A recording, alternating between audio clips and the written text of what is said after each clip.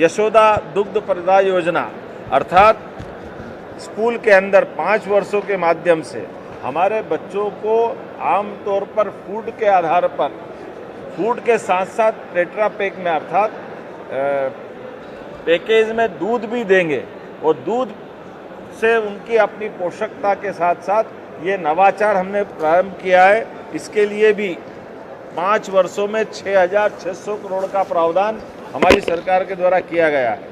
मुख्यमंत्री लाडली बहना योजना, आप अंदाज लगा लो, इतना बजट तो 2002-03 तक का कांग्रेस के शासनकाल में 1956 में मध्य प्रदेश बना था। लगभग 20-22 हज़ार करोड़ का बजट रहता था।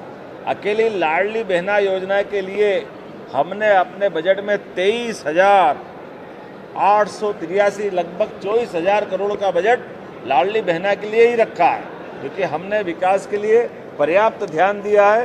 तो हमारी योजनाओं के लिए भी प्रतिबद्धता है।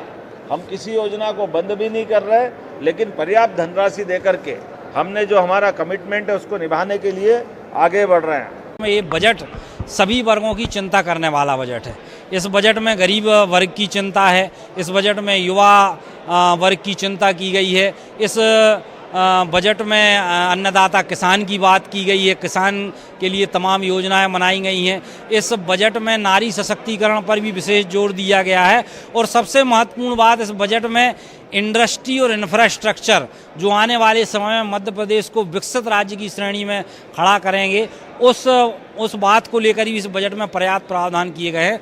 देखिए, बहुत ही निराशाजनक बजट रहा, क्योंकि जिस तरह से 4,70,000 करोड़ का बजट था और जो कर्जा मध्य प्रदेश में आज के वर्तमान समय में है 5 लाख करोड़ का है, 5 लाख करोड़ का, ये पैसा कहाँ से आएगा? इतना बड़ा बजट आया तो कम से कम आपको लोगों को राहत तो देनी चाहिए थी।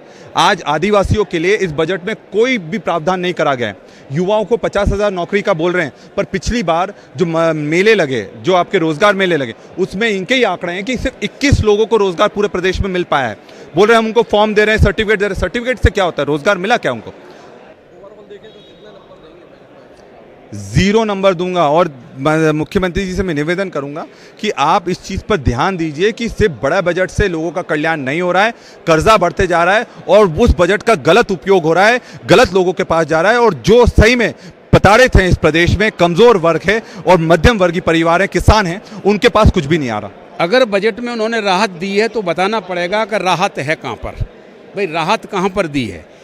4 बजट जो है, बजट से ज़्यादा कर्जा है, तो बजट से ज़्यादा कर्जा है तो राहत कहाँ पर है? और जिन लोगों के बारे में कहा है राहत है, जैसे युवाओं के लिए कहा है, पढ़े लिखे बच्चों के लिए, तो पढ़े लिखे बच्चों को नौकरी देंगे तब राहत होगी कि भाषण देंगे तब राहत होगी? कुछ भी अच्छा नहीं है। बजट में सारी चीज़ खराब है। SC ST का बजट है वो देते ही नहीं है।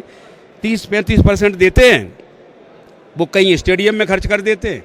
कई लाडली बहनाओं की ज़रूरत पड़ी, किस्त बांटनी है तो कहाँ से लाए? SC ST का बजट बांट देते हैं। कहीं और कोई ज़रूरत पड़ी, SC ST का बजट बांट देते हैं।